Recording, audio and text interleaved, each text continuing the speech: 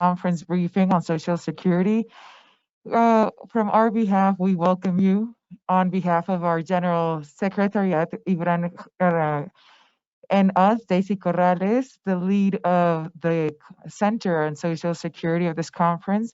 We begin this webinar's Lessons COVID-19 webinar today to pay attention to the mental health of people in our societies in the Americas and the Caribbean. We welcome you all. Thank you for participating. And let's begin today going over important points which are relevant, such as mental health. Conceptually speaking, it's health as a whole. Now, there's we could say, four important branches that have to do with mental care. Mental health. During the last decade, there's been different proposals from different countries through different entities or bodies, international bodies, that lead us to know that we have to strengthen mental health. Given the fact that we've considered that mental health is not just the absence of mental health conditions. Mental health is core in health in general, but if we are lacking mental health, we need to consider that mental health is determined by multiple socioeconomical, biological, environmental elements or data, very important paradigms that we face. We've proven that there's strategies and ways to intervene in different sectors to find ways to foster and protect and reestablish people's mental health. All countries right now have a mandate. The mandate leads us to find the paths or routes, following general guidelines to try to improve the well-being of the population throughout many decades. We face situations situations that led us to potholes. When we speak about mental health and services for our people, we have paid close attention to the physical health of our people, but we have to rethink about what's happening with mental health and how to redirect and align and use the resources that enables us to outreach it to our communities. So we're not just going to try to, tackle any conditions. We try to create the right environment to preserve mental health. There's criteria to consider, different criteria when we need to provide medical treatment or, treatments in which we use medication. The strategies have to be developed for specific scenarios. We not only have the intervention of the health sector, all the other sectors, social sectors, the economics of it too. We're facing the situations which have been evolving, as I've told you, throughout the past decades. And we're facing complexities amidst the pandemic. We're facing the situation. We have to pay, attention to the needs amidst the pandemic, physical health, and we're suffering in parallel a series of phenomena that affect mental health that we need to pay close attention to. There's many scenarios. The individual in its scenario, we have to let them preserve their mental health. What's happening collectively in the population in general? This has created such an impact in the first responders or the medical field. This has impacted other groups that were already vulnerable, like indigenous population, people that have disabilities, our seniors, our elders, and all the other groups that have been affected by this theme. These groups require special attention. I mean, we need to preserve the equilibrium or balance in their mental health and preserve it. During this morning, today, it's very important and very interesting to analyze one of the issues. First, we must acknowledge that the economies, the nations, jointly working together with the healthcare workers in different disciplines and different sectors, we need to find a way to strengthen our people's mental health on one hand. And on the other hand, we're going to be discussing specific points in today's agenda that make front to the problems that we're facing amidst this time. We're participating. This commission, the Inter-American Commission on Social Security and Health and Wellness, is participating as a commission and as part of the Inter-American Conference in general. And as I've told you, the CS or this and its commissions are participating. And today, what we're going to be working with Fernando Quintana Rolin. He's a lead researcher that works with the Inter-American Commission.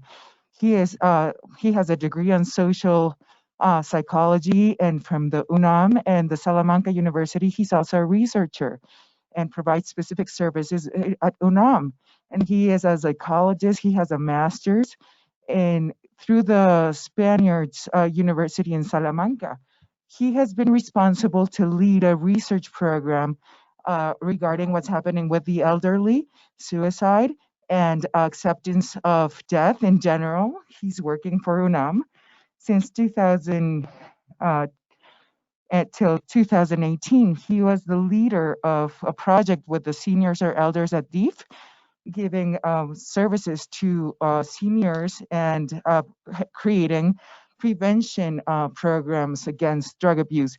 He's worked in Iberoamericana University, in other institutions. He has been also representing FES at UNAM, and he has been part of a seminar about aging and the elderly. He has participated in different congresses, conferences of international scale, and he's also worked in HR or human resources, dementia, the elderly, and others. He's worked on building different strategies. He's paid close attention to vulnerable groups, people that have HIV, sexual workers, disabilities, and immigration. He has published various books regarding methodologies of research of death, facing death, and even prostitution. So, Mr. Fernando, the phone is yours. The mic is yours. He's going to be expressing what he's done to the rest of our keynote speakers. And thank you, Mr. Fernando, for participating. Thank you, Miss. Welcome. We welcome all of you who are participating in this webinar virtually.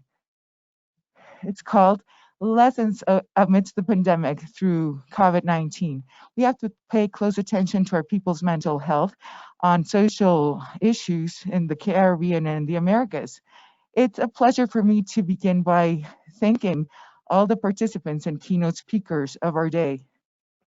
We thank Ms. Susana, Mr. Robert, Virginia, Hero, and you've all accepted being here today as part of this body. I want to thank Ms. Daisy as well, our leader, our chairwoman first, because we're discussing such a subject of great interest. Besides this, we've gone through the points that we're going to be discussing today, topic by topic. And as amidst this time, and we've mentioned our motives, the reason due to the pandemic, amidst COVID-19 and the pandemic, we're facing a landscape without precedent, as we've said throughout the organization of our webinar. Paying clear, and it's evident.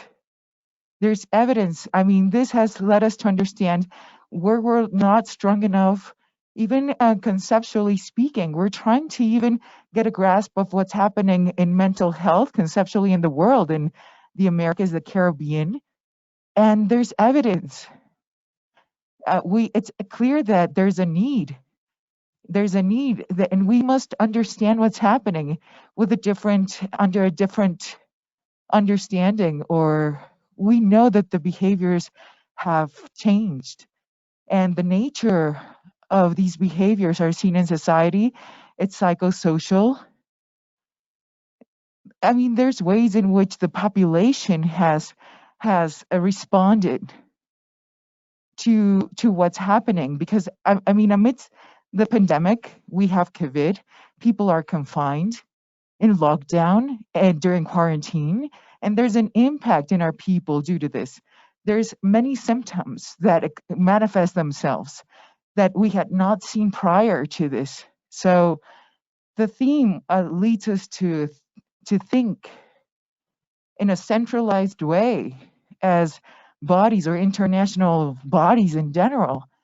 So the Secretary of the United Nations, Mr. Antonio Gutierrez, has invited different bodies to discuss, different governments to discuss these matters, given the fact that we have to give a response. We have to attend or pay close attention to mental health. And the objective of this webinar is to provide updated information and make it accessible to countries of the Americas and the Caribbean regarding the impact that the pandemic has had in COVID-19. Our people's mental health in different economies is core, and we have to find alternatives based on experience that enable us to be providers and pay attention, in services to our people's or population's mental health. We have, as part of our keynote speakers, we have the participation of Ms. Susana Gonzalez Ramirez. She will be talking to us about the effect that this has on mental health amidst the pandemic in COVID-19. She is a psychiatrist. That's her degree. And she obtained this degree from a Chilean university.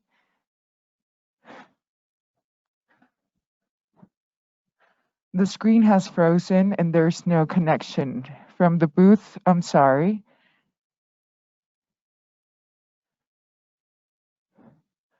Test 5. We're having some technical difficulties due to connection, I believe. So please bear with us. Thank you so much. Apologies. So she has been capable of driving forward different projects for HR development. She is a pioneer. She's the creator of new ideas amidst this situation. We also have the participation of Robert Perez Fernandez, doctor as well. He's going to be talking about communitary health. He's a doctor in communitary mental health from the Argentinian University. He's also a magister in mental health and psychologist from the Uruguay University. He's also a researcher, level 1 of the National Researchers of Uruguay. He is also the lead professor of the psychology area of the university of this country. His core area of research is socio-historical development of health problems, mental problems, and he has also been working on providing services and taking care of people that suffer dementia. He has a lot of experience working with communities, and he's going to be talking about communitary mental health as is. And we're also going to have present another keynote speaker, Victoria Tiro from Venezuela. She will be talking about how to face death and how to go through that pain. And he has a psychologist degree from Venezuela in Caracas. He has a master in neuroscience, and he's obtained this degree in Barcelona, Spain. He also has another degree in analysis of the elderly, and she has been working directly with terminally ill and palliative care of different patients in Venezuela. So she has been participating and worked in these areas or topics. We have had the opportunity to meet each other in different events, and we've worked jointly. So we welcome you all. I reiterate my thankfulness for your participation. So without further ado, if there's no further comments, we're going to go directly to the presentation of Ms. Susana Gonzalez. She's going to be talking about the effects of mental health due to the pandemic and COVID-19. Thank you so much, Susana. We're listening.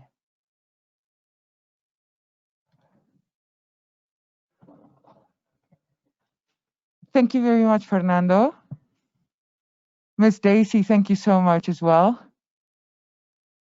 Thank you for the opportunity. Thank you for the privilege of allowing us to share with you. Some of the subjects that I pretend to share during this opportunity I have are when Fernando he was so gentle and he invited me and he, transmitted Miss Daisy's invite towards me.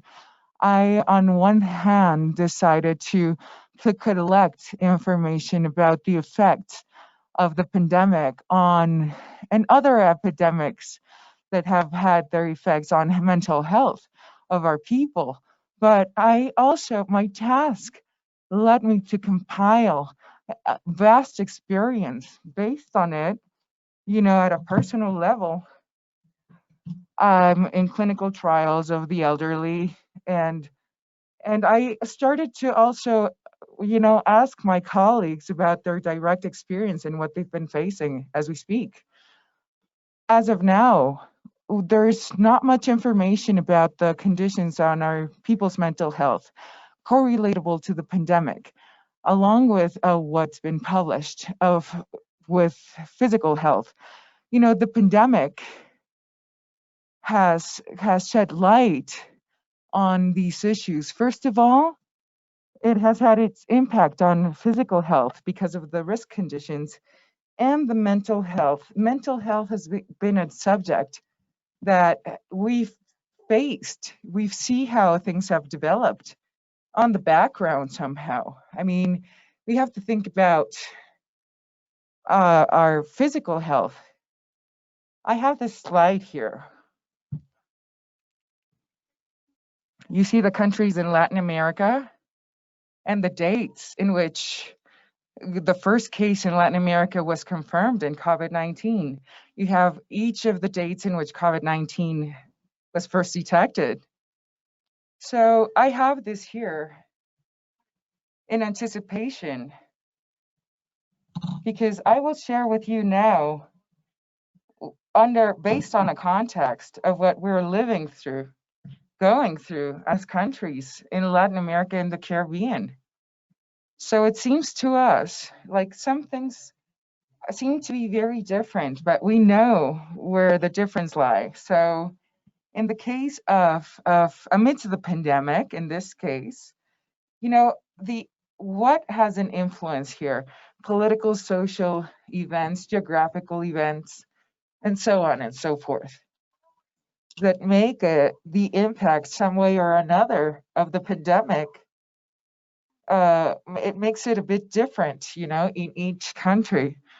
So what I'm going to tell you here, what I'm going to narrate, is something that leads me to also express a warning. We know that we're all in our context, in our scenarios. We have to give it a context. I'll speak about the matter in general. Okay? I'll speak about the theme in general.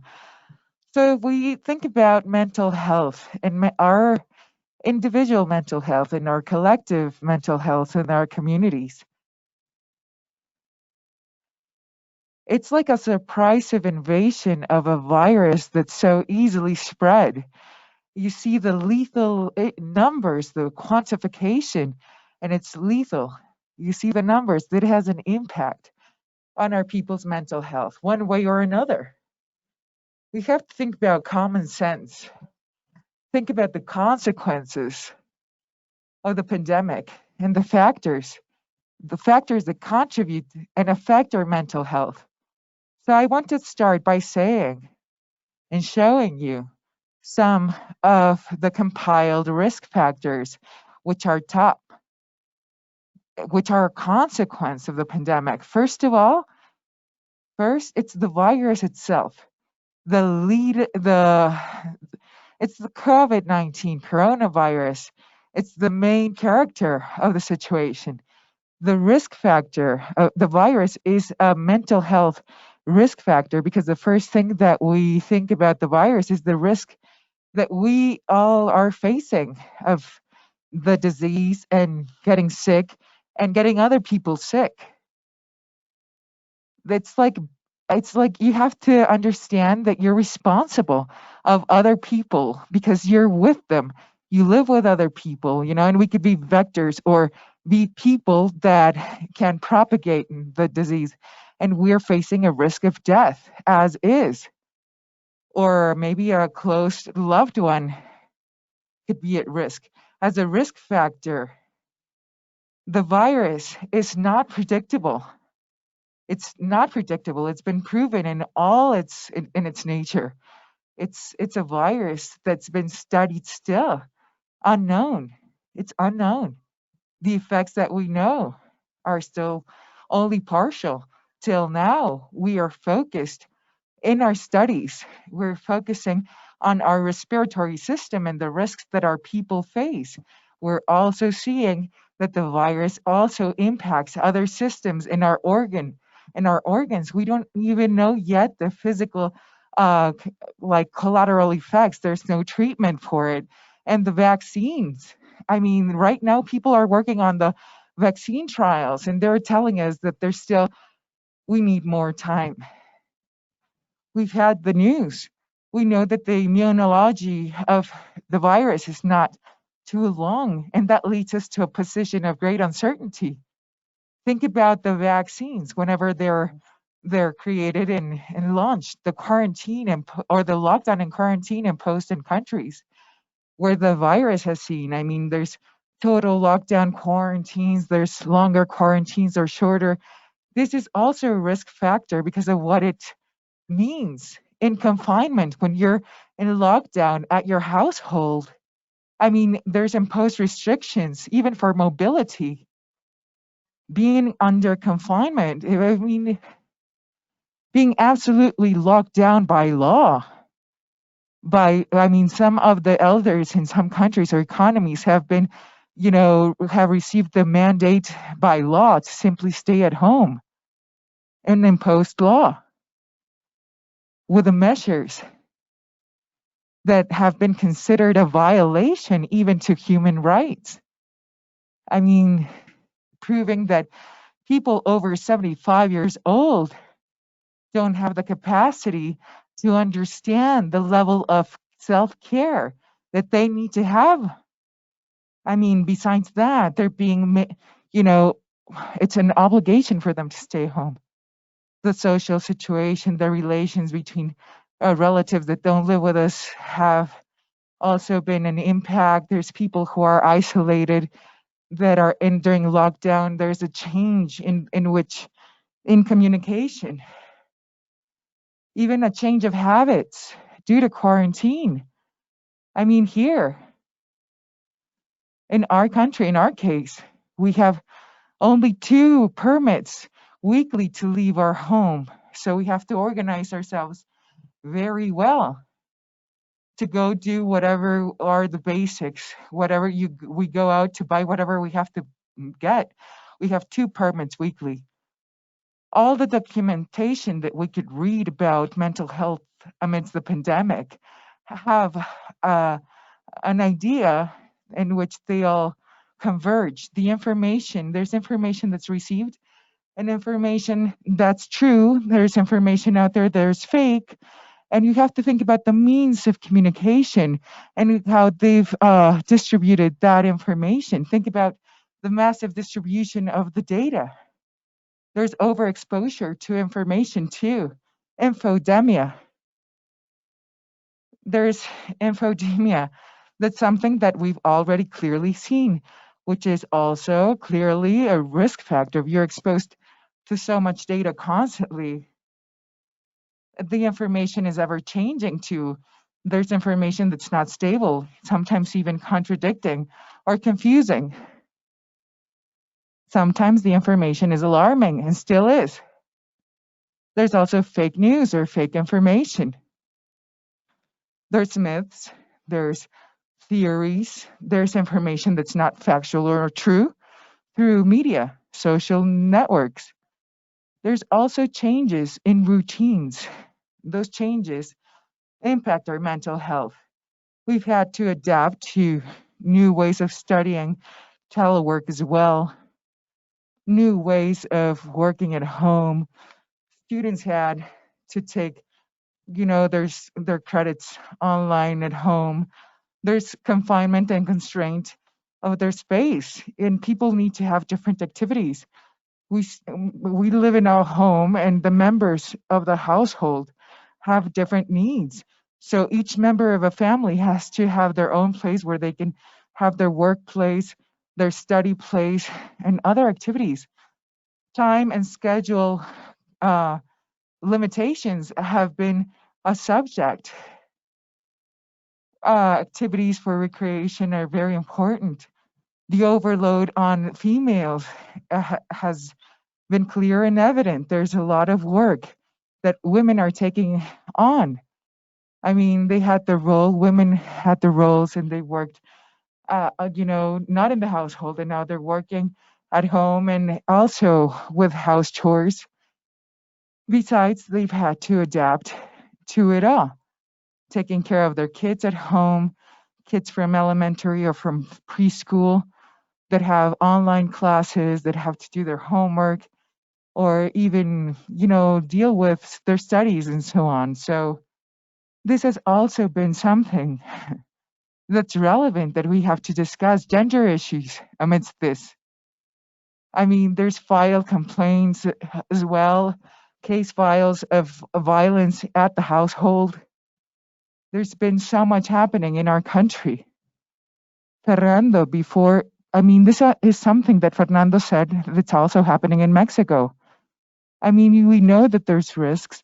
We know that there's more violent conduct against women within the household. If we speak about resources, material resources, which are necessary to function amidst quarantine, it's telework, studying at a distance, remotely. Like all families need to have clear examples, economic resources, or resources to communicate when their relatives at a distance, and that generates stress factors. Think about the cut on economic incomes and all of these activities, and the layoffs. There's segments of the population that have had to find their means to work, the subjects who are not regulated or that have to sustain on or that depend on their income on a daily basis. So these people are at risk. They've had to find ways to get food even. So okay, it's been very difficult for some people to respect quarantine because there's people that have a basic need. They need to go out to the streets and continue working. If they don't do this, then they don't have an income. And facing the death of others, people that have had to face and mourn, they've lost their loved ones and they're in mourning. I mean, there's restrictions, there's sanitary restrictions amidst mourning. I mean, the person that goes to the hospital is alone. And if they don't come out from the hospital alive, I mean, absolutely, the person goes alone. There's the mourning services and funeral services that are brutal. Our people have not had the opportunity to mourn according to the rituals, even. So, our societies, our communities, and our authorities are facing this. We have to know which are the risk factors. There's a lack of social protection, which is clear and evident in some places. And in some communities, the absence of social structure and network is evident. There's people that need to find ways to obtain mutual help. And there's a lack of trust in the authorities. And lastly, as a risk factor as well, we have to think about the future. And when we think about the future, there's points of reference that we have lost. There's a lot of uncertainty regarding the future amidst the pandemic as is.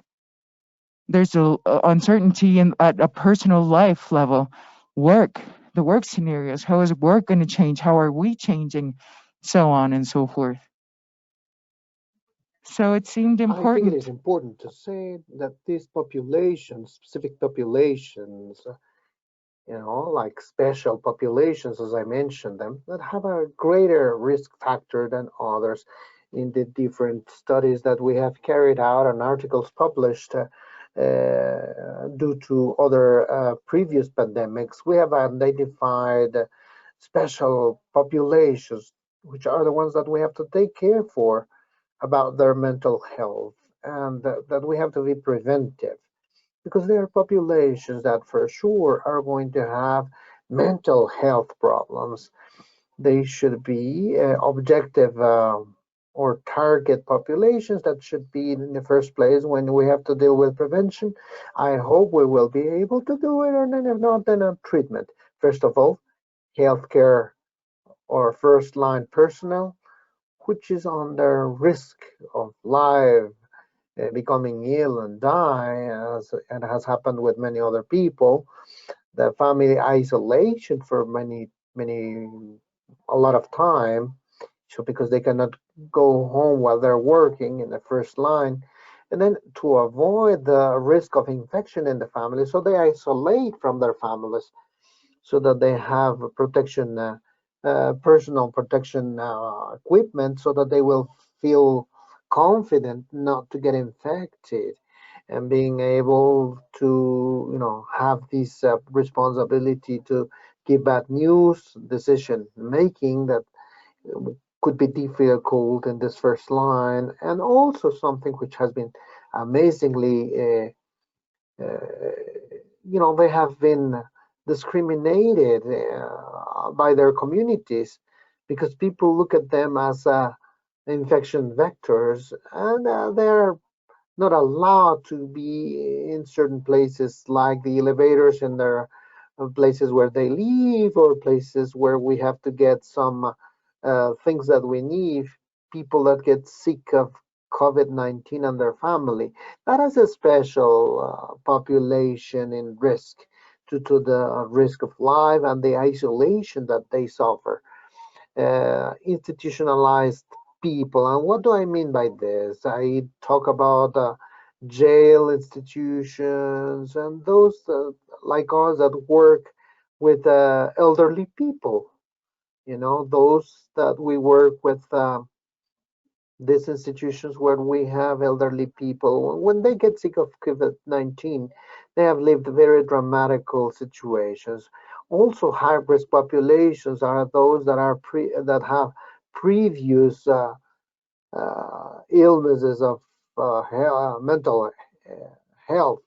Children, because the information that they have is not always so under control, and because their fantasies go beyond the information what they get from adults, and also university students, which are people that are used to having their lives and most of their routine and life within this university campuses that are now closed. So there's a kind of isolation from the social point of view, frustration, lack of feeling of belongingness to their places.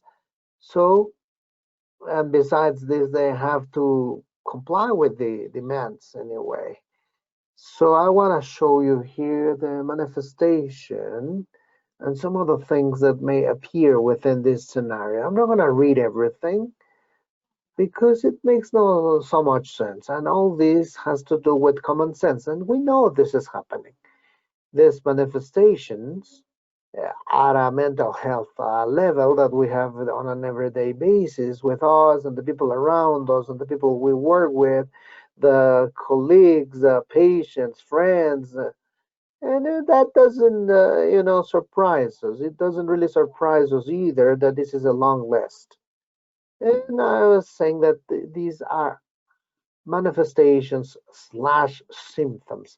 Why? Because they can be normal manifestations of these stressing situation we're living and the scenario that we're living in. But if we already know a little bit about control, they become symptoms. So The fact that a person is anxious is not something strange. But if that anxiety is really interfering with their activities, then we do not say it's a manifestation, but it's a symptom. So the separating line these from a manifestation and a symptom is the is a very thin line, difficult to acknowledge and recognize. And of course, it has to do with mental health. And what can we do about it? What we can do is to pay attention to the first slide or the second slide we saw that has to do with the risk factors, and act over those risk factors. So that would be a summary of what we all could do. To be specific, first of all, is to take care for us. And the recommendations, this gives us the sensation of safety that helps us to protect our mental health. And the other point is to be careful of what we really get as information. Trust trustworthy means of information and avoid infomania, which is the compulsive need of information through all the media possible, which is not something good for our mental health. And this has been seen in many people. And keeping social and family and communication, they recommended us by the WHO said it is about, you know, physical lockdown, no social lockdown. We have to use all the means around us to keep ourselves close, socially speaking and familiarly speaking, to keep us close through the mean that we have. Maybe through the distance, maybe through the different means, telephone, letter, screen. But this is quite important as prevention of becoming ill. The routine has been something that has been stressed in everywhere, in every house, and by every means. So we would have to have routines where we would have ease, leisure times, or work activities, study activities, and also domestic chores. We require to organize ourselves because all that has to be within the same space and time. So we require a very special organization for this. So these demands that we have as psychological resources, we all have different resources. We cannot demand more from what we can do and try to adapt ourselves. The self demanding is not a good tool now. Also, we have the demand of material resources because we can see that this is going to be for a long period.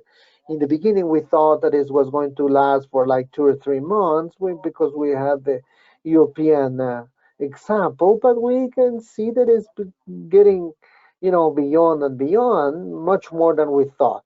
And to avoid the use of psychotropical and alcohol, we have some documentation about this, that there's a lot of abuse of alcohol in these moments where the communities are in quarantine. So we have to think of what are we really leaving behind? How can we become better people, better communities, better inhabitants in the world? How can we get some, profit from this experience? And of course, use the remote mental health attention centers, which we already have, at least in our country. We have this kind of services available in the communities and the municipalities. It has been implemented. Some phone numbers where people call if they need some assistance.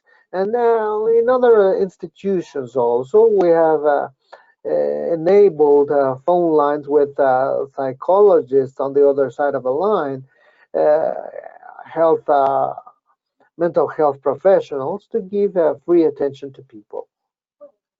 So finally, what will come? The consequences that maybe we could talk about some illnesses. We estimate with the previous experience that we have as a consequence, first of all, post-traumatic illness, especially healthcare workers and the people that have survived through a serious infection with COVID-19. Anxiety, different kinds, generalized transtornations, phobia to the social activities, generally speaking, depression problems that may appear a little bit later, and maybe we will also have lots of pathological mourning due to the difficulties we have faced to sustain the different rituals around the death of a people due to the sanitary restrictions that we have, and positive consequences. Of course, we have to talk about this because we can have them despite all the problems in our mental health and our well-being as human beings. To be able to value the affections in our family and social circle, to be in solidarity with other people, and the values to be in sympathetic and social consciousness, the union and mutual help between us. We also have the need to elevate the environment consciousness and take care for the physical and mental health. Maybe we will be able to value this better, and the ability to reflect about life and death, our projects, and what is really important to us, and the fragility of life, and where we can actually value and care for life even more, I hope, after overcoming all this. And of course, value the macro things such as social protections and the health for health and mental health. So I will finish with this slide, which is the one that I used in the beginning, to thank you for your attention to all the people around. And I am available for you so that after we have a space for Q&A, if you wish. Thank you very much. Thank you, Dr. Susan. Interesting presentation. And then before we go for the next speaker, I would simply like to give my regards to our authorities, to Professor Zoe Alejandro Robredo, who is the President and General Director of IMSS and President of our Commission, and Vice President Juan Carlos Quiroz, who becomes the Association of Life Insurance of the National Magistracy, and Dr. Antonio Rios Camarena from the Institute of Security of the ISTE, the workers of the state. Thank you for being here and your support, and he's part of the work that we have to do in collaboration with everyone. So we will continue now with the presentation from Dr. Robert Perez, who's going to talk to us about mental health in the communities.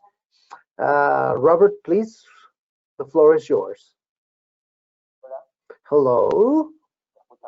Can you hear me well? Yeah. Well then, thank you very much. Good morning, good afternoon. Well, I was thinking, how to start, where to start from. Because, well, I'm taking a look at my screen now. Okay, well, where can we start from? Well, for sure, the very first thing, I have to thank you for the invitation and the possibility to exchange with you, and the possibility to learn also for me, to share some of the things that we've been working with. I was thinking, I really like to play with the image of what we are as human beings, as people. I really like playing with that image of that, the fact that we are like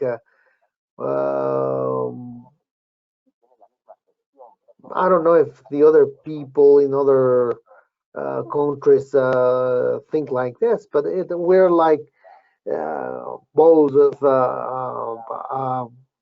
clothes so that we can start making clothes and so on. All those are made out of histories and stories that define us and also give us an entrance to the world of imagination where we have senses and also give meaning to our actions and the action of other people. It's not something that is outside, but it's being built. And in that sense, with this idea, I have been able to work with people with Alzheimer. The identity stories that they tell us and are around them too. And in this sense, with the idea of this bowls of fiber, what we're building here is a new bowl, a new that is, having different colors, so on and so forth, with a very complex stories or plots. So I wanted to give a new color to this plot that Susanna has already talked about. Everything what Susanna mentioned will help me talking about what I was talking about. So, uh, one more thread in this collective narration that we have and that we're building. So, where do I call from? I'm in Montevideo now. Montevideo, Uruguay, a country where, from the perspective of biologic perspective of virus propagation, has been pretty under control. So we have the infection is pretty controlled. We've never saturated hospitals. We have less than 100 active cases, so we have a difficulty, an important difficulty in the border with Brazil, because we know Brazil is one of the most affected countries in the world. We have a border where cities, which is the limit of the border, is a simple street. It's an avenue. Uh, so there's an important risk factor there, but we've worked together, so it's pretty under control from that biological active part. And why? Because I believe that we were never in a mandatory lockdown, but there was this message of isolation, physical voluntary isolation that has enabled us in these results that Uruguay is a very low population density. Montevideo, where I am talking to you from, is a most populated city in the world, and we have 1 million point five. So the rest of the country is 3 millions. So the same quantity of people that come from Buenos Aires, Sao Paulo, or a neighborhood in Mexico City. So this has enabled all this control. We have an integrated health system that works in an integrated way. Almost 100% of people have access to health care, either publicly or privately. We have almost 100% of edible water, electricity services. We have a social security that has been one of the strengths of this country by the last 100 years, despite of the ups and downs that we have had. The employment is very formal, let's say, and the previous years we have had a human right agenda that has been getting into laws and they have been inserted in our legislation. So these are strengths that have facilitated this impact that we have gotten, like the other countries, with this new situation, and being able to stop this impact in the biological scope, in the propagation of the virus, and the other scopes in these moments, where in a moment there was a moment of change in plans. There were changes in the government and policies that have been already announced, and possibly one of the policies that in the years to come we will have to do with, getting rid of some sectors in the state of great protection. So this is really playing nowadays a role in the situation of the pandemics, But in there you talk about and say, well, we could say that in Uruguay we're having a great success in the control of the virus. Yes, that's true. If the objective is to control the virus expansion, it's pretty under control. Now, if the topic or the point is how the life conditions of a people are, then we will have to analyze a little bit in a clearer way, because it's not still pretty clear. This is a match that is still on the go. We're playing it on an everyday basis, so we have to see what the results are. Why do I say this? Because what I'm going to say is pretty obvious, but health is not an objective fact. It is not a There are many things to talk about, but it's not a fact or a natural fact. It's not an individual factor. Health is a construction, a collective construction.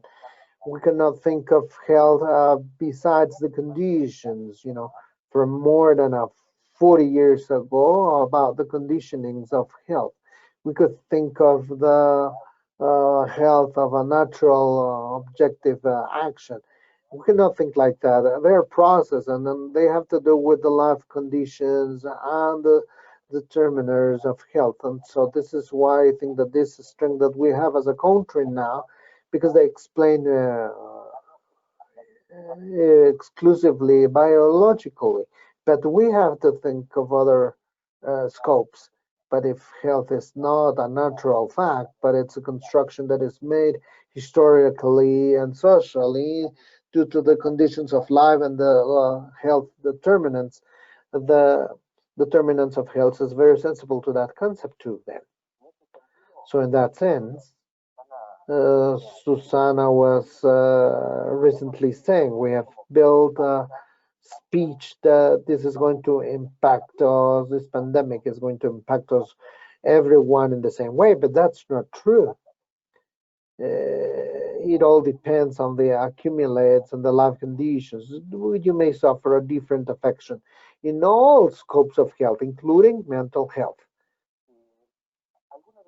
Some of the impacts, and here we have some of the things that I was saying, those lines to need in this plot.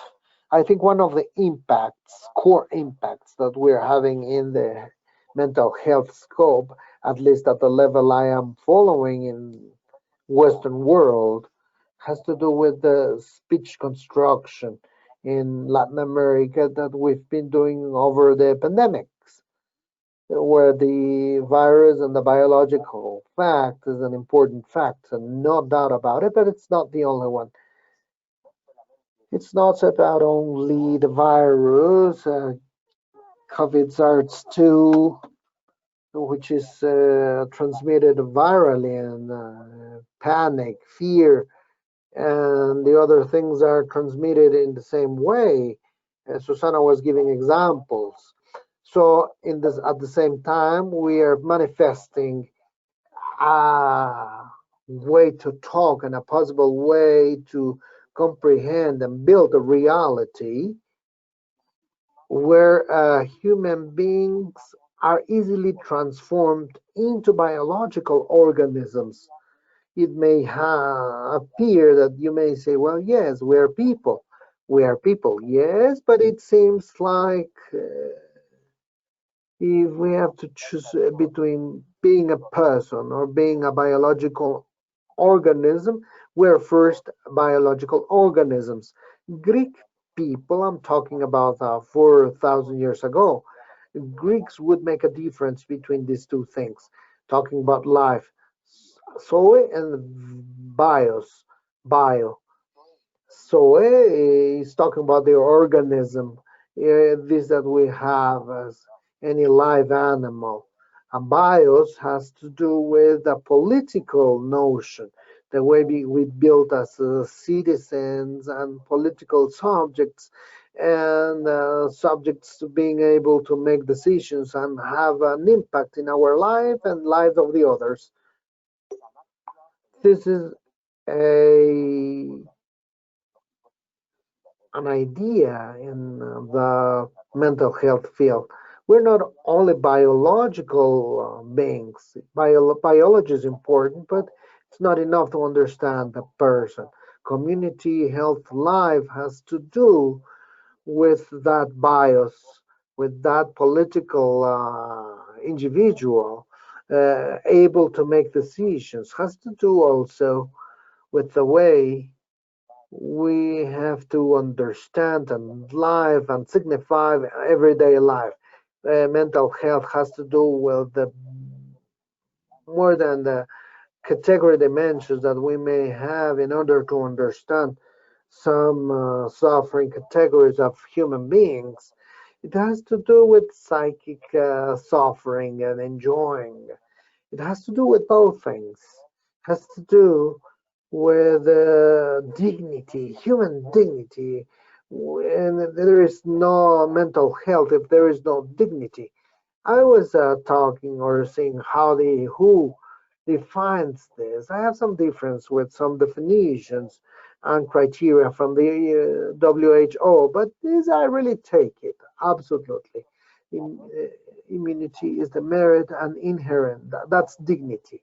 The merit is linked to recognition, respect, self-esteem, and the possibility to make our own decisions. So that is to say that there is no mental health if there is no dignity. If we have not a possibility to make decisions, those decisions, I'm not talking about egoistic or self-pleasuring decisions, but decisions that have to do with the process of negotiation with the other and the people around, and they have to do with decisions that we make as a collective. We have some clues to think of mental health. Of course, this situation of the pandemic, as stated by Dr. Daisy in the beginning, it's not only a situation of biology, but it has triggered a series of aspects, social aspects that have to do with lack of employment and other components of life, socially, culturally, and economically speaking. Uh, there, in this pandemic, we could say that this placed in the pandemics for the situation of fear, or the situation, has caused to express a series of aspects that were already socially and culturally sustained, but they have been extremely expressed now. And I think that the pandemics has manifested, would say, the worst and the best of ourselves.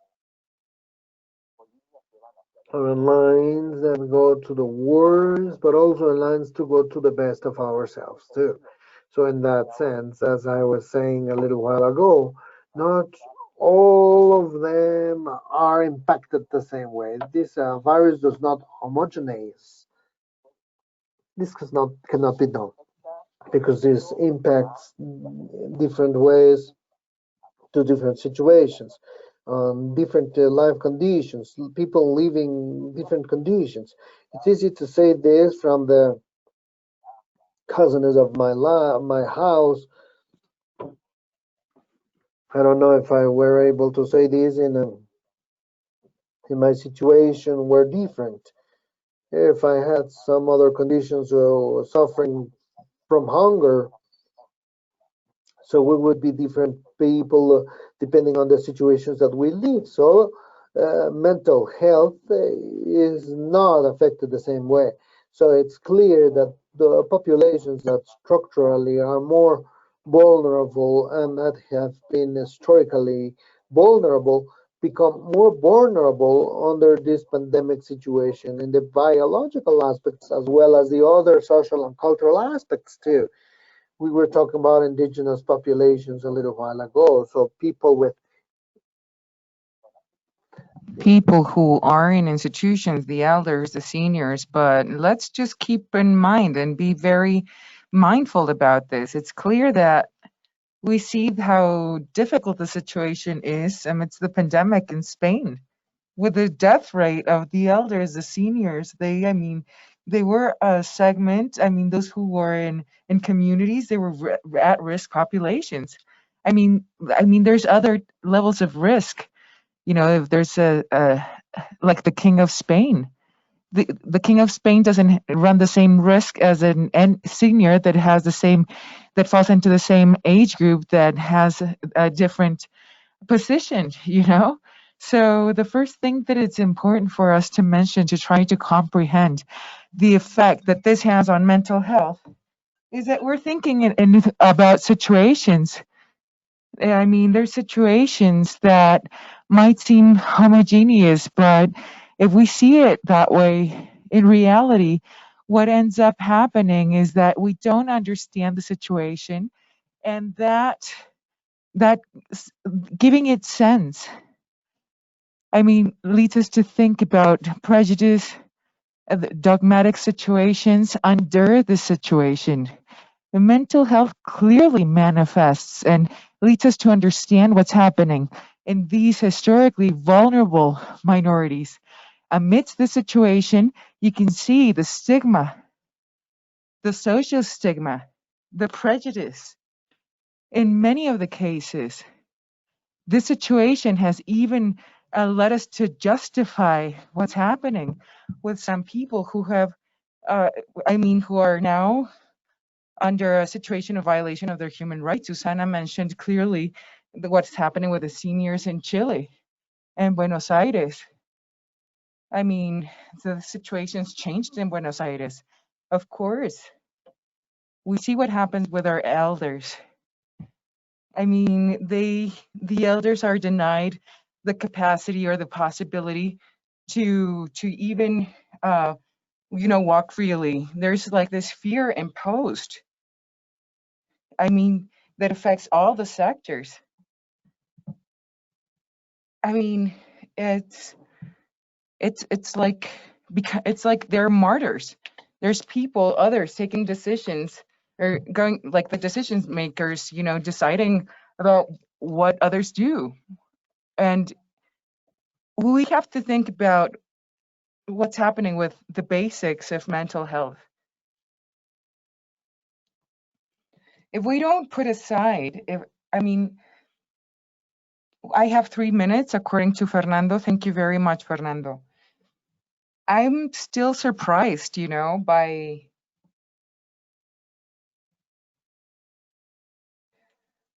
by the situation and the nature of this all. When you think about the households and there's residential housing that are closed now. These residential areas, I don't know how you call them in other places. It's like housing for the elderly or these elder communities.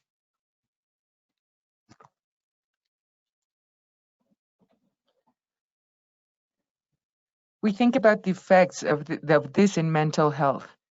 And let's go through an assessment of the effects. People are simply not given the right to freely move. Besides, nobody should even move. And all of this leads us to think about this is happening because we're trying to protect the life of that biological entity. I mean, what's what is it? What's good about life if we don't have like another life? I mean, have we asked our seniors how they're doing? Have we really asked them if they were willing to be at risk or not? Did they participate? Have the seniors participate in this? Well, no.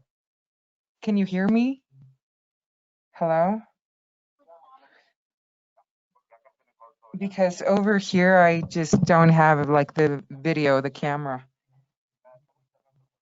I'm about to wrap up with this, but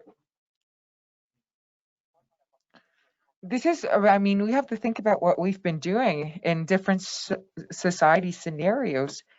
You know, we know the worst of us as people has also been happening or taking place. Susana spoke about what happened in mental health issues. I mean, when I was going to walk by my sidewalk, we try to avoid somebody from walking through, and that has exposed the worst of us because some we've become very individualistic and have certain reactions due to fear.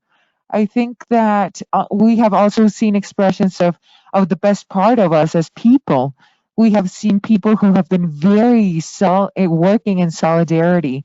Continuous practices have been seen of great supporters in life, in the macro scale and micro scale, internally even in the smallest networks, in the tiniest of all networks.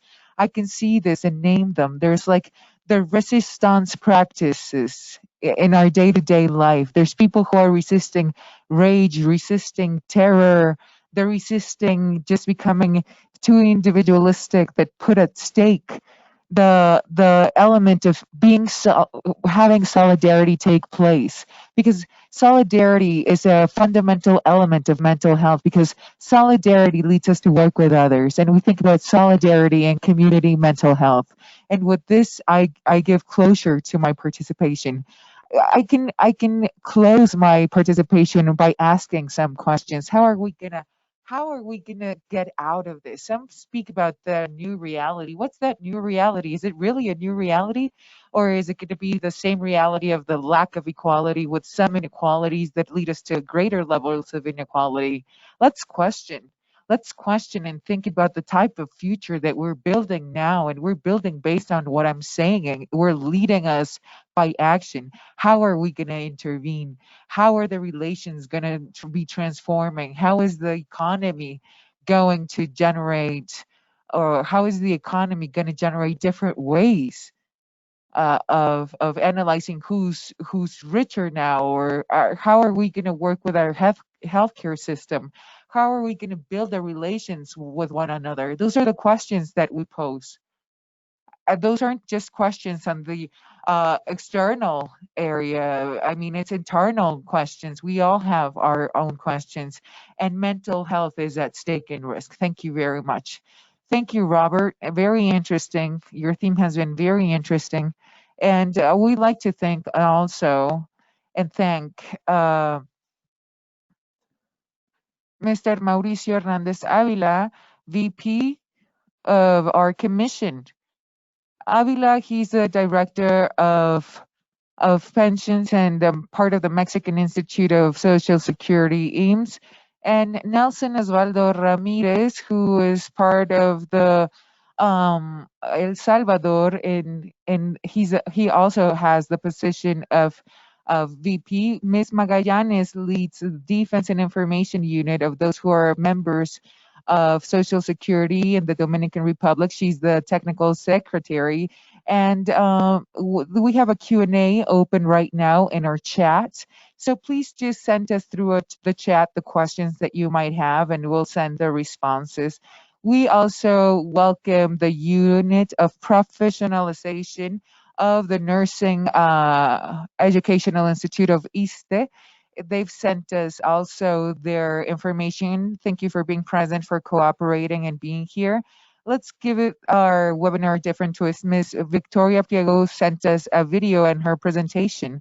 After this finishes, after we finish watching her video, we are gonna start the Q&A session. Hello, hello, friends. Hi from Venezuela. The idea that we have is to share our insights regarding uh, what's happening right now. We're all very aware of the existence of what's happening. We have to think about what death is thoroughly. And we will now be discussing, or we will be talking about the processes of facing and accepting death so people or the person can go through that mournful experience and make it a part of him or herself. This amidst the challenge due to the pandemic, you see what's happening. There's multiple fears, and we in our nature have different fears. We might fear the death, and we might fear loneliness, and we might see how the relations have changed. But it's important to know that we have to have psychological training to face a loss in society. So in society there's that false belief of always being successful and winning, and but there's also life and death scenarios. It's so important for us to bear the knowledge, very serious, thorough, very objective knowledge about facing these situations, not only with the purpose of educating ourselves, but it's about understanding the feasibilities of facing a disaster or the mourning or pain when losing a relative or a loved one. Educating people to face death is part of something, subjects that are present. We must know that our people, we're finite, we have an end. So there's a different variables to consider. Many authors have defined this as there's definitions of the well way of living and the well way for dying. Now I invite you all to try to think about and be mindful and consider different aspects that I now will share with you in another presentation. Thank you so much.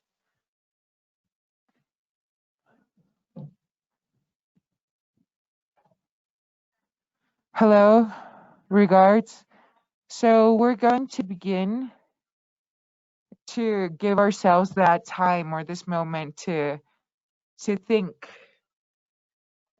It's like the mourning process amidst the loss or death amidst COVID-19. To understand this all, in current times, it's important to think about the whole context of the emotional aspects of our realities, the reality of the majority of people who are now living in this confined condition currently.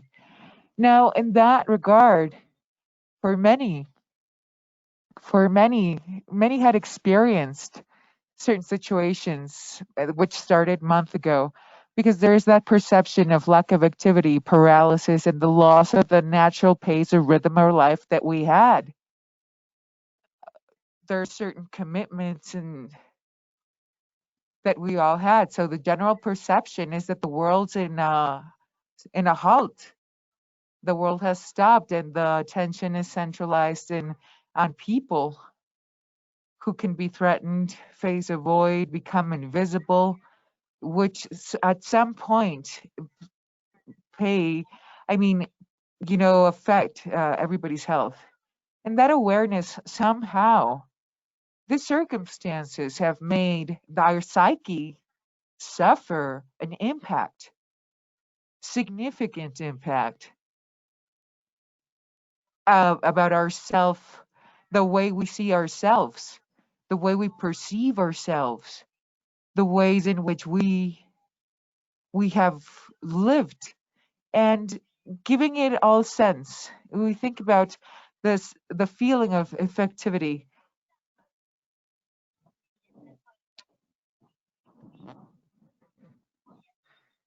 There are psychological impacts of our people,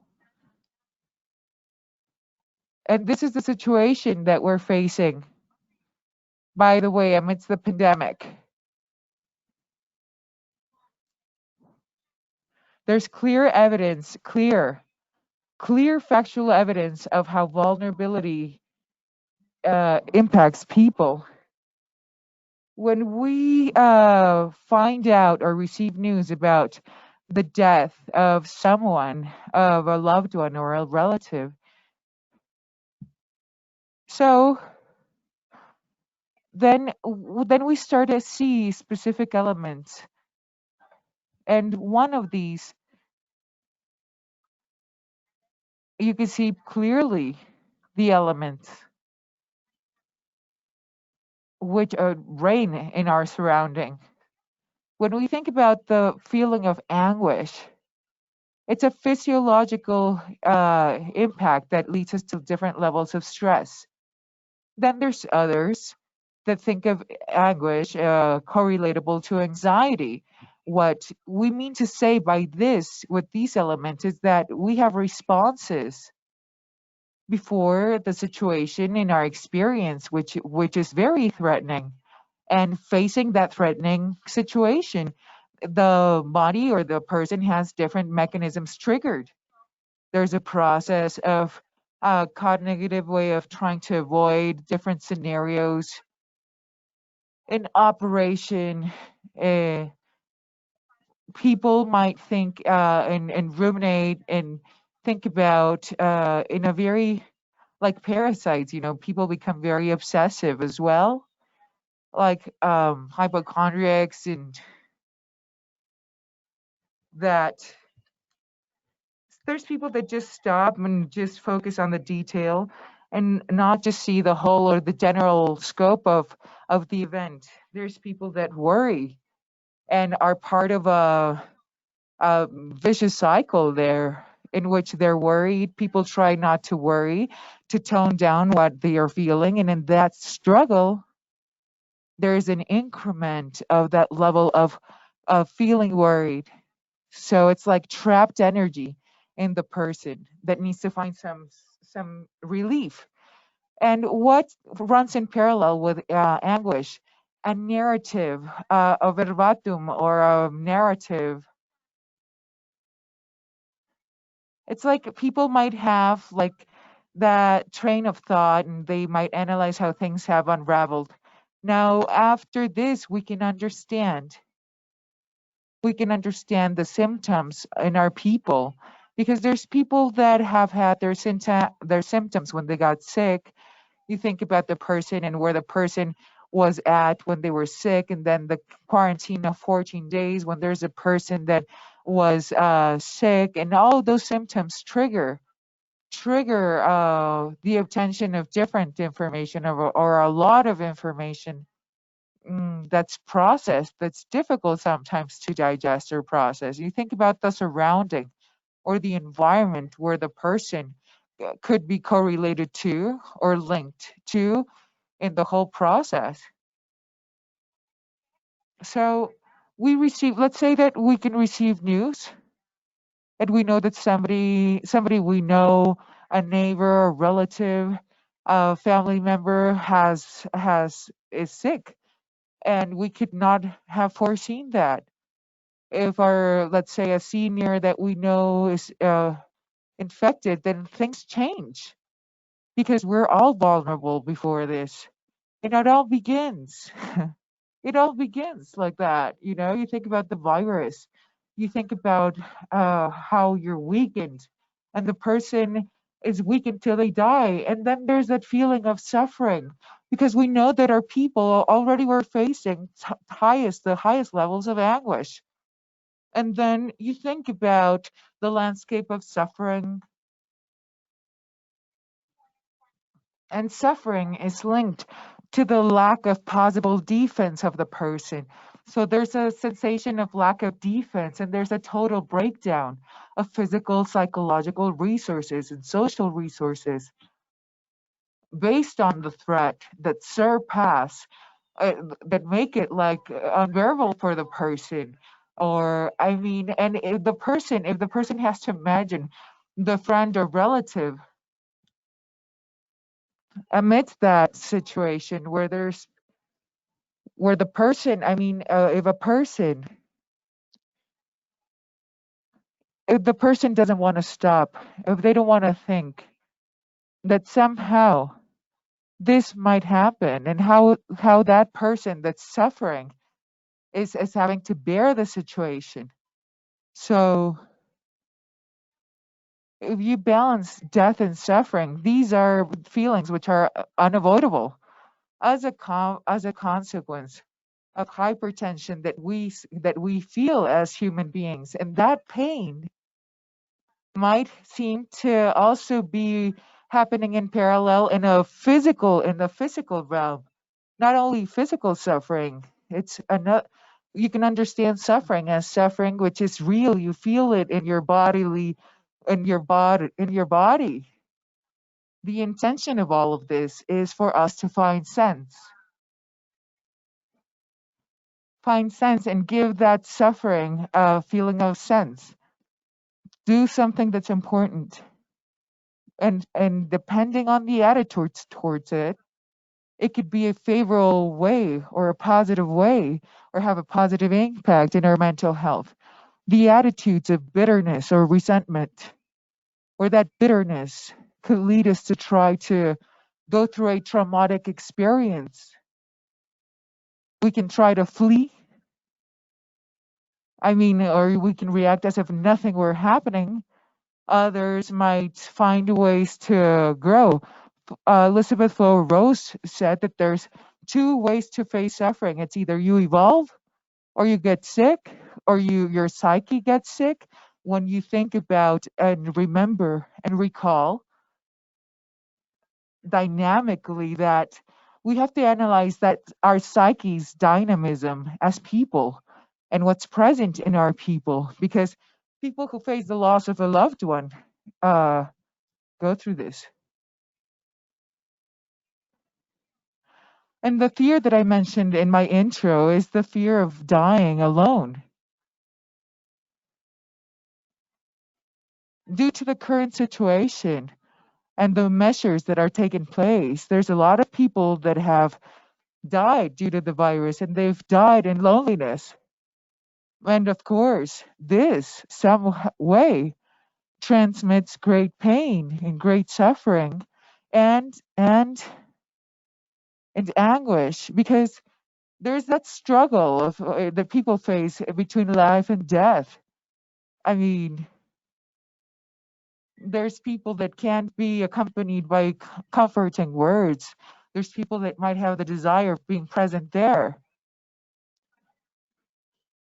In that landscape, the relative or the family member might go through a sensation or feelings of guilt. Maybe they go through the process and maybe they just think about the words that are left unsaid, the moments that the opportunities that they didn't have, the reasons why they left or stayed. I mean, people might feel abandoned because their relative is dying in a clinic or hospital. Besides that, a feeling of abandonment. This happens. And we have to analyze this. We have to understand that those elements are present, that we need to raise awareness and help our people. Consider the variables, consider the factors. And somehow we need to be capable of helping people evolve throughout the process. And in that existential balance, there's core authors that go through their insights and mention three critical points where the person has to stop and go through an assessment. Number one, I mean, don't scam yourselves. Don't scam ourselves. I mean, or don't try to cheat ourselves. I mean, the person might just try to. If we face a loss, we know that or we can be ephemeris, or we're. And another point, people might feel that they didn't uh, take a chance of all the opportunities they had to live with that person. It's like, how did things happen? How did things unravel?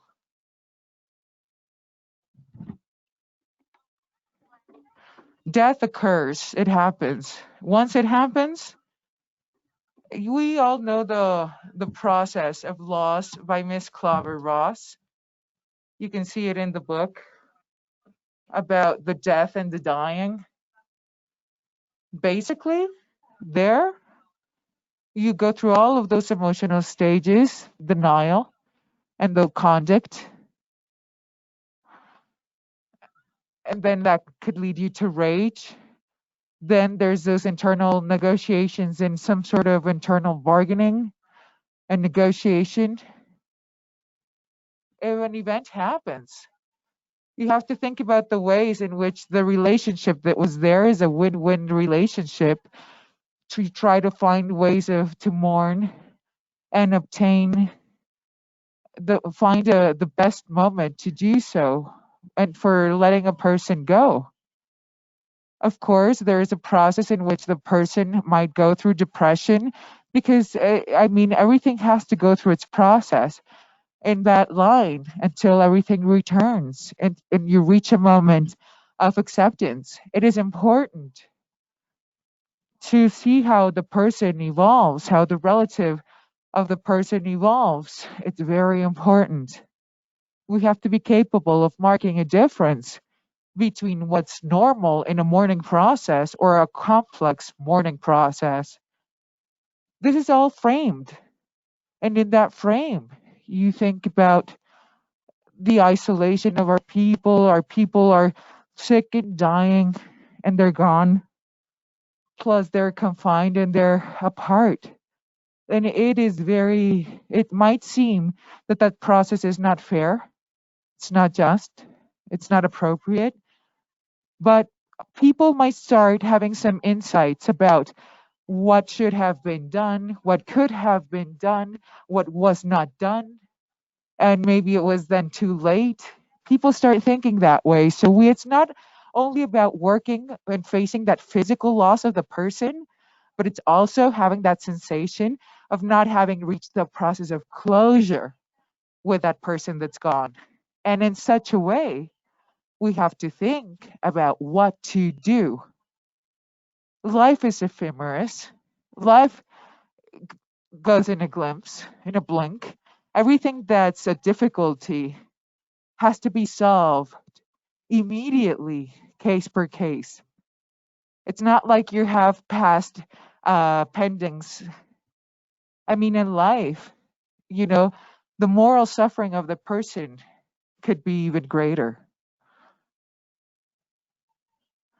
Based on this experience, without doubt, you think about the mind and the way it collapses, the confusion, the lack of defense. You can see that with all of these situations, there's clear evidence that we're so vulnerable. Then the physical and mental resources are there and enter and are part of the game to give sense to a senseless situation. When we experience the death of a loved one, when we try to grow and elaborate, we have to find the mechanisms. The one mechanism could be that the person starts developing fear to face his or her own death. They pay close attention to their symptoms, their changes, hypochondria, or they have fear of dying or having their close relatives die. So the behavioral side of things, they become obsessive and overprotective, trying to align or find a sensation and fight the sensation of loss. There's two types of response towards our own death as people, and you feel it in your body, or you're missing the person that died, or you might fear the death of someone. You might fear the people's death, the people who surround you and their deaths. Now, it depends on the response of the person and the resources the person has available. They can request or petition or ask for help. It's fundamental in these cases.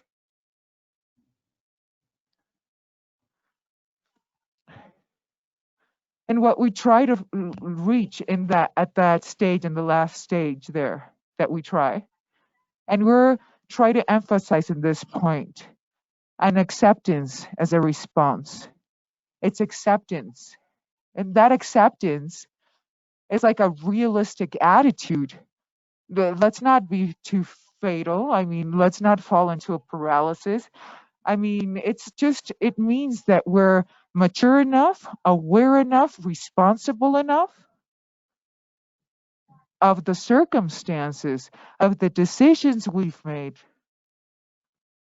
And we need to be capable of responsibly delivering what we have to do, even spiritually. Spiritually, we know that things happened in such a way, the way they had to happen.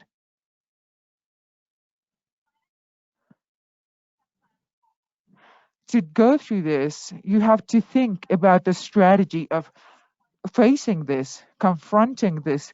It's a cognitive effort that we all have in our conduct to manage the demand when we feel overwhelmed. When we have to find ways to consider the reason, motive.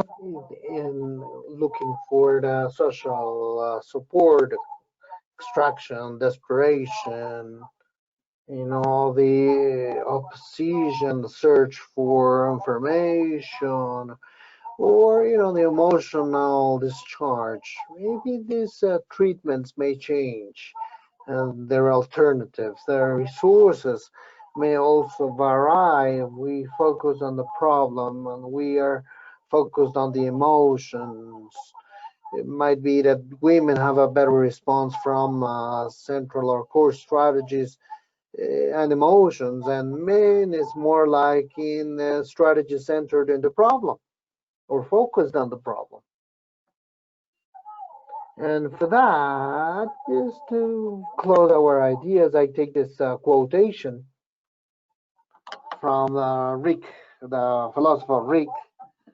He's also a poet that expresses the sensation that allowed you to transmit different circumstances that you cope with. So calm then and solid apprehensions and strange sensations that seem to overcome the humanable bearable, but it is necessary to leave these kinds of things, and we have to accept and assume our existence in the most comprehensive way. There are many things that we had not known or heard about before we wouldn't have believed. And even though we're going through these and we're overcoming them, we have to go forward and hand in hand with our therapists and according to the kind of help that people may need. And the fundamental factors that I want to talk about is that when the person is in doubt on which options to take, the values and intentions are the crucial element of the compass of our actions, are not emotions and neither feelings nor thoughts, but the values.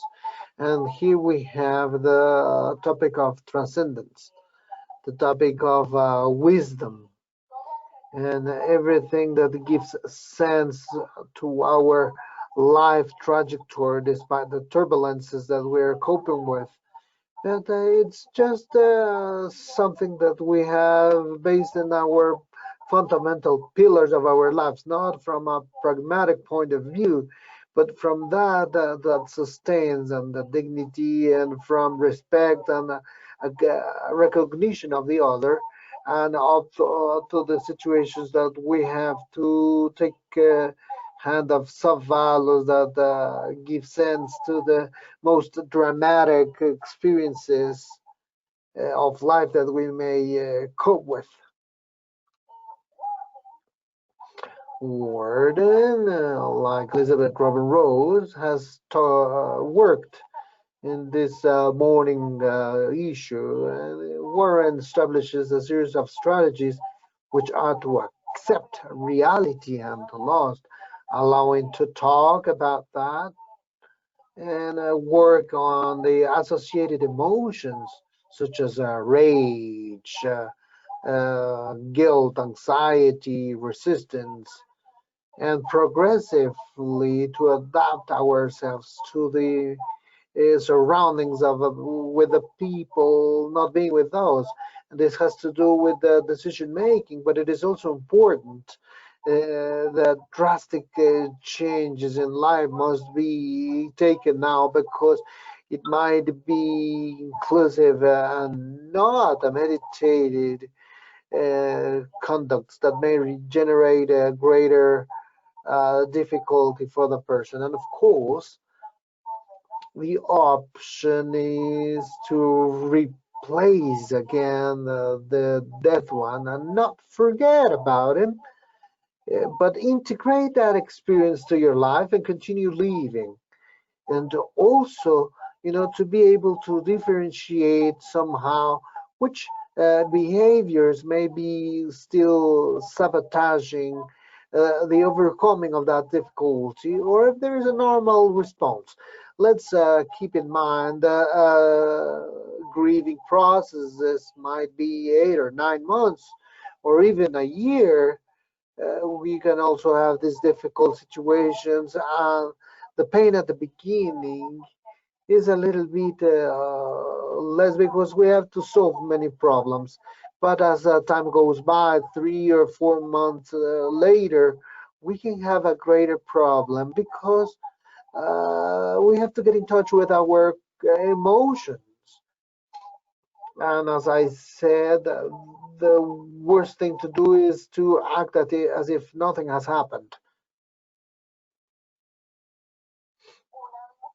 Once the person dies, for sure, beyond the circumstances we're dealing with the pandemic, the right is fundamental. We have to give space to this right, because it may help us close and open new stages in life. It may be a meaning to the person. We can use different means, ways also given by cultural elements, but that can be seen as a possibility to honor that person that is no longer with us. So we have to have a set of actions in representation of that person that passed away, but through those paths we are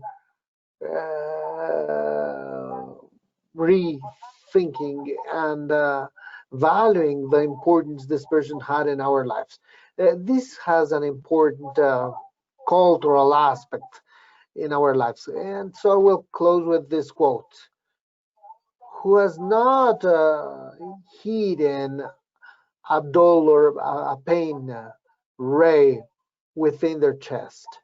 So what I want to say with this, the experience of life is something pretty harsh, but it can be integrated to our scheme and our life. So the invitation is to show an opening to the emotional part.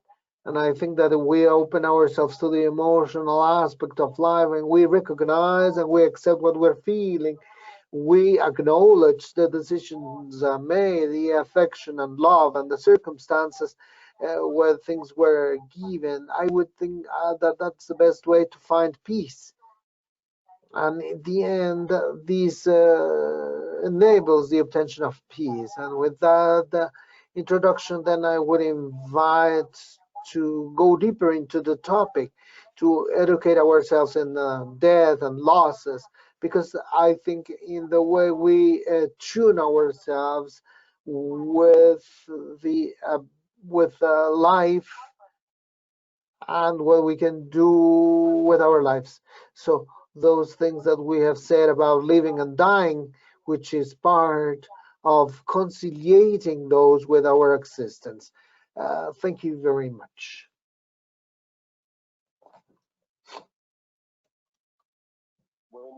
Well, so we'll give now time for the Q&A session. There are several questions, and of course we have to take advantage to give greetings to Dr. Olma Raquel Castillo and Dr. Alexis Aguilar from the Casa Nacional of Social Security or Seguridad Social of Bolivia, from Bolivia. And there are several questions. I'm going to integrate some because some of them are related between them. And I think there is one particularly that anyone may answer, any of our speakers. So what are the strategies of detection and treatment that can be recommended and that may be implemented on one side in the work centers to generate prevention before chronic and acute stress in working spaces, but also for university students that have some school demands or requirements. So the very first questions, Robert or Susana, if you may say something. Yeah, Fernando. Well, as for the working spaces, I can tell you something a little bit about some experiences that we have faced here in, from the point of view of work. I don't know whether the person is talking about the working spaces of the people that work in the health sector or working spaces of people that are working from home. I don't really know. No, in general, yeah, talking about everything. Yeah, as for health, the people that are working the first line or generally in the scope of health, it is pretty important that they are going to be able to have some rest. They are overcharged in this moment, and many times with this idea to help and the idea and the love of working and due to the lack of personnel and the wish to help, maybe they exceed their working periods. So they're gonna find or face some trouble. So we have to force them to rest a little bit to comply with their shifts and no more than that. And the working space is also they have established some rituals, as for celebrating some successes or accomplishments of people that are in the hospital. And if they overcome the illness and they go home, there's a great moment of the whole personnel in the hospital or the clinic are in a row while the person is going off the place, the person with a mechanical ventilator and that person that is going home after this harsh moment. So those little details are important. Mentioned to the people that are working from home, teleworking, and the fact that if these people are working remotely from home, the fact of being able to have a micro environment of work, because we've seen that when you think that this is going to last for very little, if you don't have a desk or anything that you would be working with, you install your PC in the dining room or your bedroom. You can do that or for a couple of weeks, but then you start having trouble. But if you're going into this kind of situation that we're going to be working at a distance, you have to have a place which is quiet and private, and you should not be strolling all over the house. And one more important thing that we would have in some places, and in some places is already done, in Chile is just happening. We have to legislate about working remotely because everyone says that it's here to stay and it's going to stay, even though if we go to our working spaces and so on and so forth, we will continue working remotely because there are some sectors that are going to take advantage of these advantage. And for this, we're going to need a strong legislation because this up to now is not legislated. So by now, this is what I could be able to say. Well, would you like to say something? Yeah, no, really. Actually, we here at the University of the República, we're working remotely, and if we're talking about the students, I would also talk about the teachers. The situation is not only dealing with the students, but also with the teachers. So we're trying to have the courses and the master, the PhD. We have implemented more than 2,000 courses in different faculties at the university. So we're evaluating all this. So I do not have a response now. We are evaluating this nowadays, and I believe it is a very, very unique situation. Fernando and Susana, 4 months ago, never would tell us that we're going to be meeting us like this. So 4 months ago, we were not talking about things like this. So it seems like we were like this the whole life, but in fact, it's for a very short period of time. So I think for this kind of unique situations, maybe I'm repetitive, but we have to set this into words. We have to talk to other people and make a community and to comment with other people, communicate and think of our words and process these words, because the recommendations in general that we can make are about previous situations that come from catastrophes, etc. In Chile and in Mexico, you really know about this much more than us. Still, there are, similar things, and so the situation is generating, I believe, because well, this is what I say. I believe it's something that I would say. Sorry, Robert, the communication was interrupted. No, Fernando. I had already finished. Thank you very much. So, taking advantage of this, there's a question that says, how would you identify and avoid stigmatization of vulnerable groups to warranty dignity? I wish I had an answer to that, because it's a very good question, a really good question. Because I don't know, I don't have a unique answer. I think that what we can do, or what we are being able to do, is that to start with, we have to uh, uh, tell about the situations that are completely naturalized, until somebody says, well, why is this like this? And somebody says, oh, why is this like that? So I believe on one part, I insist again, we have to start generating new practical and different situations and storytelling. So I believe this comes mainly from an epistemological positioning of giving the person quality to the other people. We're a person, because not because I say I'm a person. Me, Robert, I'm a person. I can say that, and you may think I'm not a person, and you say, yeah, you think like that, but we are not gonna listen to you. People are constructed with a relationship between peers. So how can we build this dignity perception, knowing that we're in power relationships, and they're inherent to the human relationships. So the way we build this, I would think of having this line of what we're talking about. I think it is a great question to work with it and reflect a little bit. Susan, would you please like to add something?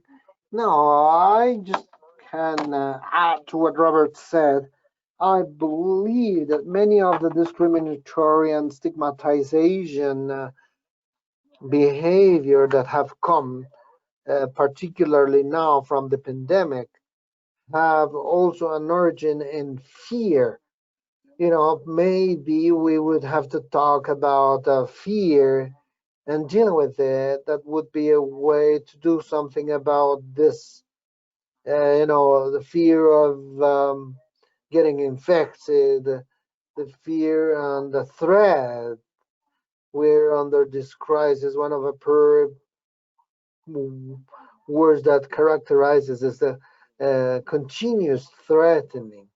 We see that everyone is threatened.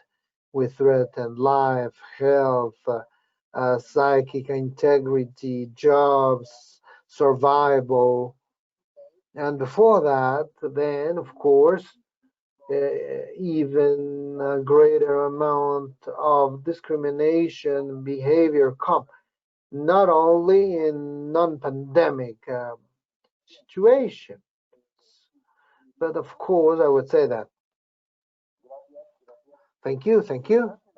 Interesting question and answers. There are some other things that people are asking about. There is one that is asked by Dr. Jaime Michel from Mexico City. What are your practical suggestions that can be shared and accessible suggestions? Should people say that you have to look for a distraction to people? And what are the positive experiences that we have had in the sedentary way of life for a better mental health? That's a wide question. It's a pretty wide question. So it would all depend on every person, on every group and community. I believe the very first thing is to hear what people are needing, what is useful for people. So what people think that might be good for them. That's the very first thing to think of.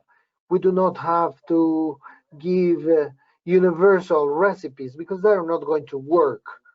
We said that from the beginning, and we live in different countries, and within different countries, there are different situations, communities, and groups with different characteristics or features. So I believe the very first thing to do is to listen to what people think, what is good for them, what benefits them. So, what the person that is in favor of the well-being, so this is where initiatives have to come from. And as for positive experiences, not every, there are many, many positive experiences. There are positive things that we have lived with. The solidarity in the communities, how people get into groups so that those that are in a more vulnerable situation may be helped by the people in their neighborhoods.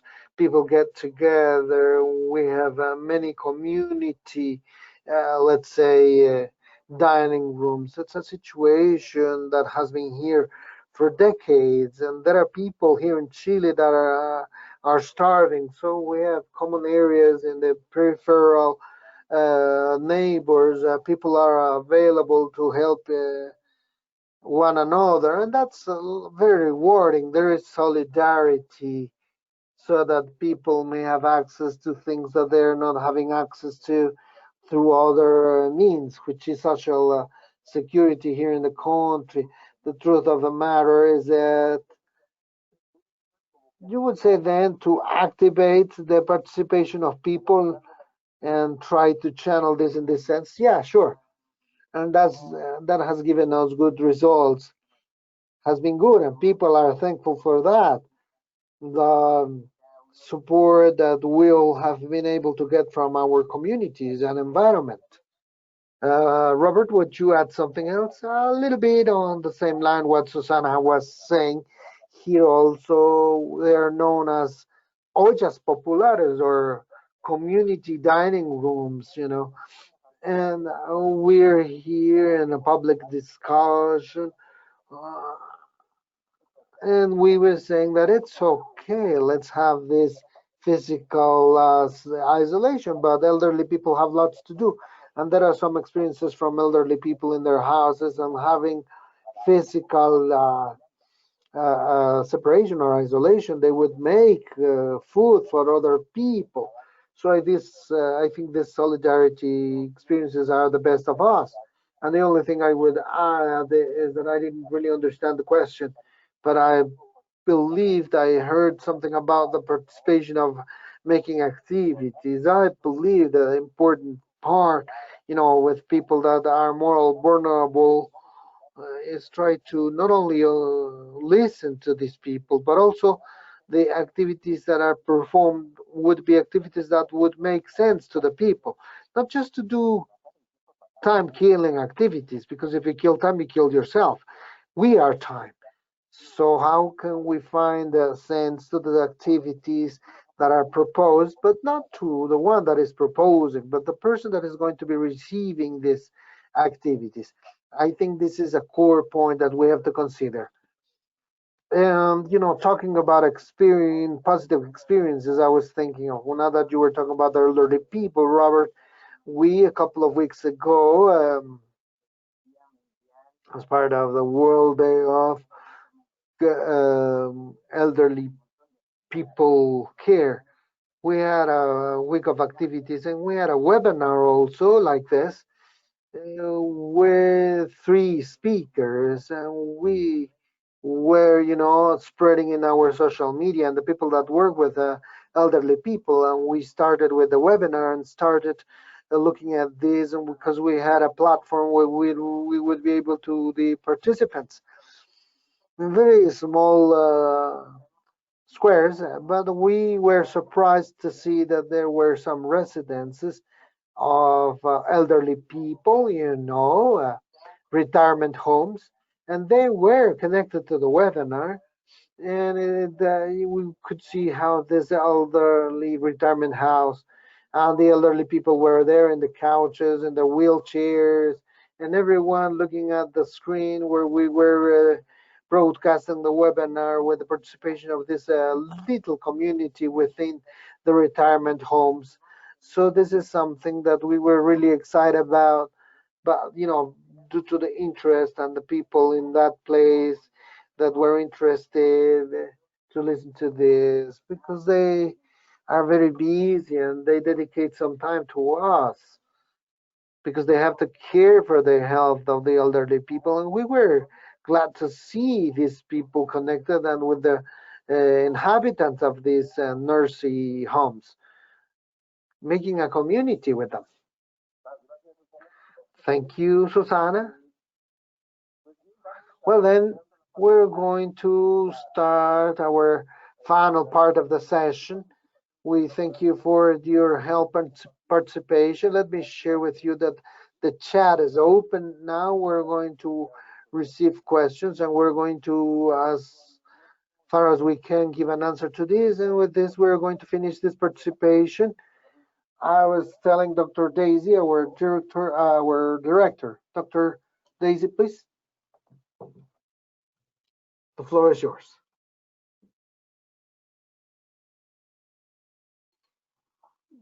Well, thank you all for your participation. And during the talks, and we talked about very deep things, life and death. We talked about well living and well dying.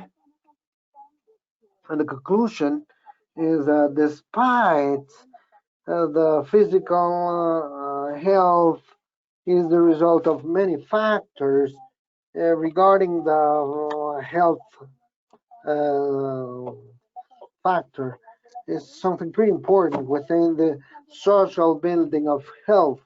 And this has been from downwards to upwards, listening to the needs of the people and starting to build a system before this uncertainty degree that is provoked or caused by the pandemic. We talked about, and we have to accept that within these factors, social security may talk about, health, pensions, and social benefits are one of the important factors among the production of well-being. We also have the topic of dignity, where we talk about the beginning or the framework of rights of people that produce what we know as dignity. We also have the order that has to do with the allocation of resources that we've also talked about in our conference, and the strengthening of social security for the area that we're related to, with the Americas and the Caribbean. This is pretty complex because we're in a region that has a very high variability. We have differences in the systems of social security. We have the economical and social differences. This is one of the places where there is the most inequity. So we have very complex uh, problems within the. We have countries with a greater number of cases worldwide. Within those, we can talk about Mexico, United States, Brazil, and Peru. We also have within this variability the countries that have the least cases worldwide. We have countries like in zero, like Dominica, Santa Lucia. So that great variability has made us think of. That we can participate in, how we can all improve and build that on social security for the whole region. Now, we have cases. In these cases, for example, we're speaking about a number of cases. I mean, solid data, numbers, gross data. And the US and Brazil have many cases because of the population density, or the ones we've mentioned when there's zero cases is because the population is less and the recovery rates are 100%, but we're talking about locations where they only have 6 cases registered. So as we understand, we know that that data, if we see per million in capita, we have a complex scenario in the region, which is mainly seen in Chile, where we have 14,615 registered cases of positive cases per million. This is an indicator. It's a very important warning. And in Peru also, in the US also, we have 8,650 cases per million, per each million in Peru. In the US, 7,500 and more per million in population. All of this leads us to think and rethink about important matters and acknowledge that there's important areas where we have to work. From we've mentioned from the beginning, thanks to our participations in the healthcare system, whatever we do, we're generating positive effects. We think about the first line workers, the medical responders, and the effect that they have, and the telework efforts. But there's also very important subjects when we think about our people who are working in the healthcare system. They're the workers in healthcare, the frontline responders go through major stress because there's also people who are working there in the institutions, and they're managing it. We need to reinforce governance of what's happening, and we have to focus on mental health issues. There's a very important subject, and I stress on the following point, and I there's an emphasis on this. We have to strengthen the services provided in the healthcare system for the communities, because we've seen how important it is for us to be working together in different sectors. This happens in joint efforts in our communities with our population. We have to implement best practices and foster the top strategies to prevent whatever could happen in our people's mental health. Exercise and take into practice and use the systems that we have to communicate based on science and hard data. We have to understand mental health and with hard data. Now that we had the Q&A, we think about what's happening in retirement homes where the seniors are connected to what we've been discussing along the pandemic. It's very important to narrow the technological gap that exists. We have proven that social confinement or isolation, thanks to communication and telecommunication, I mean, it's better. You know, it's extremely important to have those vulnerable minorities connected That's why there's a technological gap in different economies, and this is all tied to global policies. We need to strengthen and narrow that gap and strengthen that. And if we as leaders are working on this, what could we expect? We should have access to mental healthcare systems and general healthcare, universal rights to health. And we must acknowledge that there's vulnerable groups involved, and we have to adhere or incorporate them to be part of that system. We have to guarantee that the required systems, when there's chronic illnesses amidst the pandemic, and specifically speaking about the problems of mental health, I mean, we have to be as effective as possible. We can't just alienate or put aside people that have mental health issues. We can't just simply let them be without their treatment, because then they're facing high risk factors. We need to be continuing our practices in active and lending the proper services and treat the people to meet the needs that our population has. We have to have greater access to public schemes um, because of disabilities, and understand the fundamental problems that start to surge on an ongoing basis, becoming more and more complex. Because of the economic disparity, there's elders that are now left without houses. Now they're homeless. After having mentioned this, I have to raise awareness. After mentioning this comment, we think about the impact of all the social factors that we need to consider, the economic factors, health factors of the mental health of those in our population in the Americas and the Caribbean. We know that, speaking of health in general and social security, are part of our responsibility on social security matters. Thank you for participating actively. As Fernando said, our blogger chat is open. We continue working with our core experts. We're very pleased to be with you. We're here to serve you for future activities at your order. Now, I congratulate all the first responders in the healthcare system. We thank the authorities that have been present during today's session in this important work group. Have a great day. Thank you very much.